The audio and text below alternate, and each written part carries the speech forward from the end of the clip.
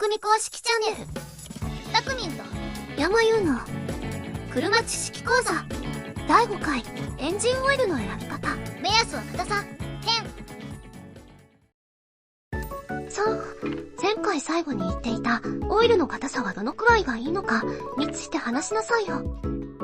確かに前回次回の動画で提言はしたけど、実際のところそれはすごく難しくて迷ってしまうんだ。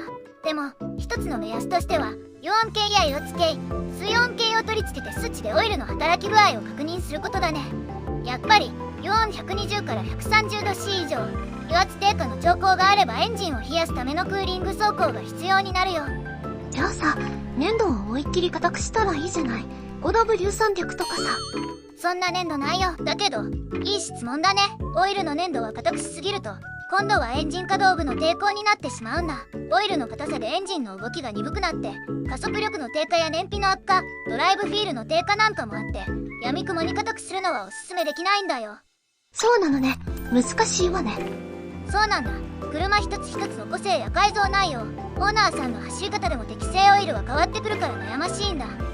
3の長距離を走っている車は山優、その説明の前にオイルの基本的な役割を覚えているかな。覚えているに決まってるじゃない。1、金属同士の摩擦を低減す潤滑作用。2、熱を取り込み逃がす冷却作用。3、高温による金属の酸化、錆を防ぐ合成作用。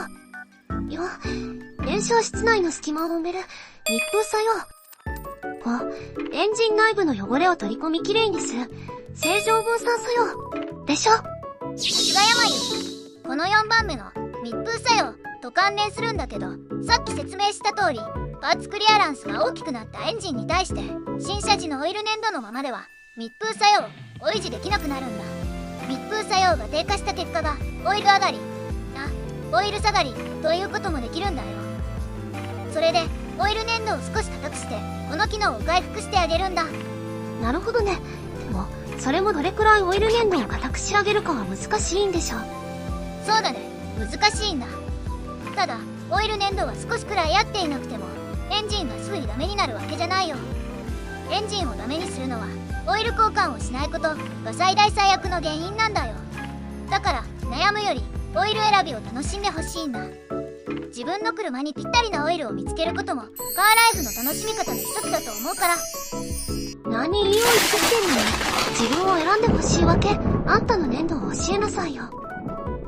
僕の粘土は社外費なんだ。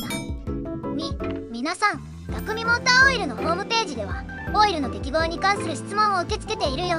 車の情報や乗り方を入力して専用フォームから送信してくださいね。匠の専門スタッフが知識と経験から最適なオイルをおすすめさせていただいています。質問フォームのリンクはこの動画の概要欄に貼っておいたよ。あんたが回答しているんじゃないでしょうね。違うよ。ちゃんと研究開発部門の人が回答しているよ。ご視聴ありがとうございました。